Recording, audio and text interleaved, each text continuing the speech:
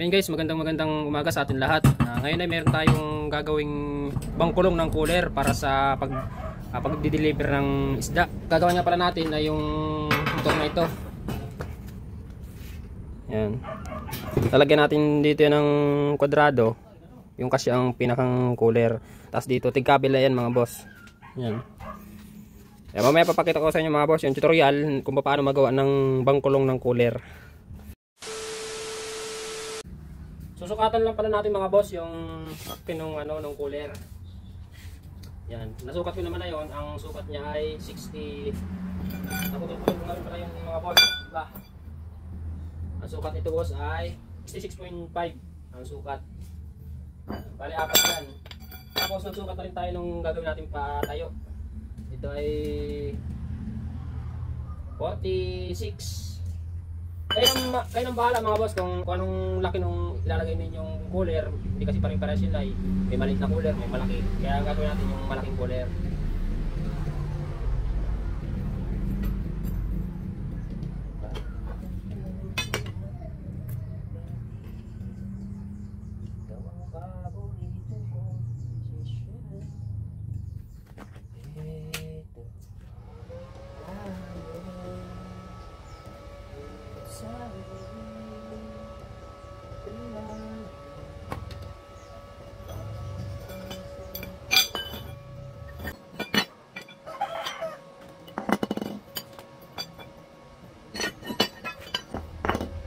Kailangan nga pala natin pitpitin ng bahagya yung dulo para mas maganda yung dapat yung welding natin.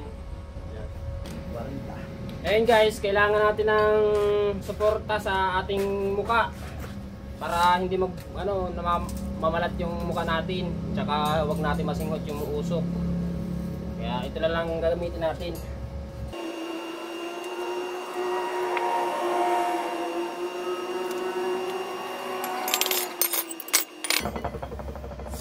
Bali mayroon na nga pala tayo mga boss na nabuo dito. Yung isa wala tayo eskwala, kaya ito ang gagamitin nating eskwala. Dito na tayo masunod.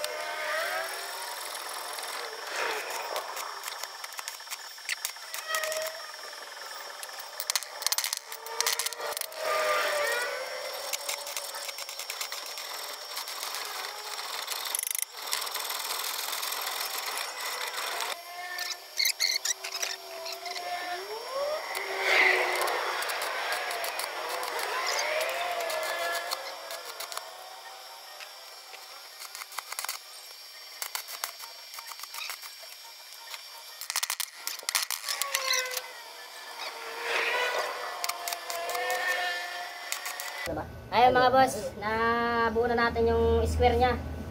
Lalagyan na lang natin siya ng sapin sa ilalim. Tapos harang dito sa tagiliran.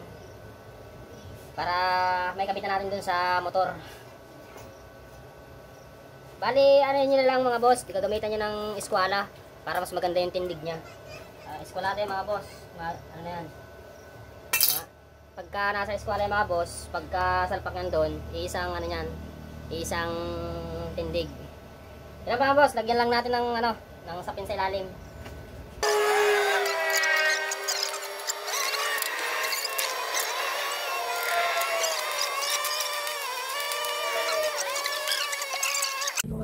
Kaya mga boss, nakalas na pala natin yung bangko. Sinukat na natin yung nagawa natin. Pero hindi pa ito tapos lalagyan pa natin dito ng harang yan. Dito paglagay natin, dapat hindi tatamaan ito. Yung iba kasi tinatanggal to. Hindi natin tatanggalin yan para may plaster tayo para iwas huli. Mamaya maano tayo ng LTO, mahuli tayo niyan. Tapos nasa yung palagay natin boss. Ito. Nagpagawa rin pala kami ng ganito. Pinabutasan namin ng ganyan, no. Yung tinatawag na flat bar. Yan. Ilalagay namin yan diyan, no. Ang problema, napunggal na yung tornilyuhan dito. Yung isa lang mayroon. Yan. Kakatingin namin yan dito. Yan. Kakatingin namin yan dito. Tapos lalagyan namin ng tornilyo, i-welding na lang. Yan. Yan yan na papasok ko. Yan. Paano sa dito? Para ipapatong natin dito yung kulungan. Oh. Turo mo lang kakatingin ko. Yan lang mga boss, kakatingin lang muna namin to at ayan na mga boss. Naputol na natin yung ito na yung ilalagay nating tornilyo. Yan. Para may salpakan siya dito nung bakal nilalagay natin. Weldingin na natin mga boss. Yan. Ito na mga idol, na ikabit na natin ng yung kanina na magdadala dito sa inilagay natin na ito. Ito na 'yon. Yan bakal na yan. Na-welding na rin namin. Pati ito, kabila, pares yan. Tapos ito, mga boss, yan oh. Kung mapapansin nyo, diretso itong bakal na ito. Yan. Pero yun yung magdadala sa likod. Puputulin nga pala natin yan dito mga boss. Oh. Pagputol yan dito, lalagyan natin ng flat bar dito sa gitna na ito. Tapos tutornilyo lang din para pagkakalasin natin yan, tatanggalin lang dito yung tornilyo, pati yung tornilyo dun sa dalawa na matig kabila. Kasi mahirapan tayo pagka ito ay diretso lang at walang tornilyo dito, mahirapan yan magkalas. Ito mga boss, kakatingin pa natin pantay lang, tapos itong kabila. Yan, kakatingin natin yan dyan. Mamaya, kakalasin natin yan. Ipapakita ko lang sa inyo mga boss, yung pinakang finished product natin. Yan. Hindi pa pala to finished product. Yan. Ganyan kalaki yan mga boss. Yan. Kaya yan sa tingin nyo ay parang anlapad. Sakto lang yan. Yung gawa natin na yan.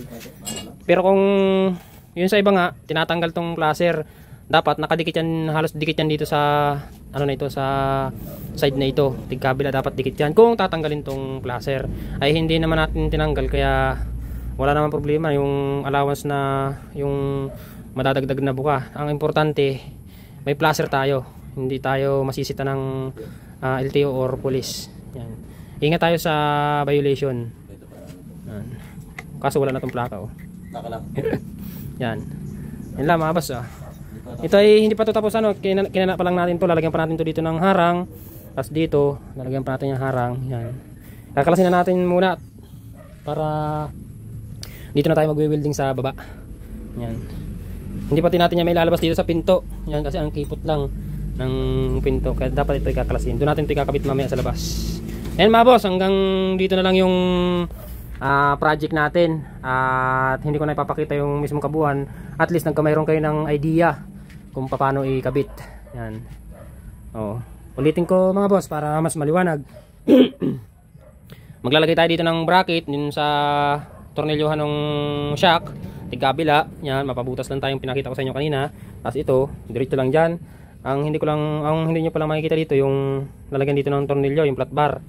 Yan, kakatingin yan dyan hatiin para mabilis kalasin. Ayan. Ayan na mga boss. Yung sa sukat naman nito, yung sinabi ko na kanina kung anong luwang, susukatan nyo lang yung cooler kung anong cooler na gagamitin nyo. Yun na yung gagawin nyo. Gagamitin nyo lang ng eskwala para matayo nyo ng ayos. Ayan mga boss, yung ginawa natin sa video ito, sa tutorial na ito. Maraming salamat boss sa panonood at sana'y i-like and share nyo itong video na ito para kumalat sa iba, para magkameron din naman ng idea ang bawat makakapanood nito. Yun lang mga boss, maraming salamat. Thank you and God bless.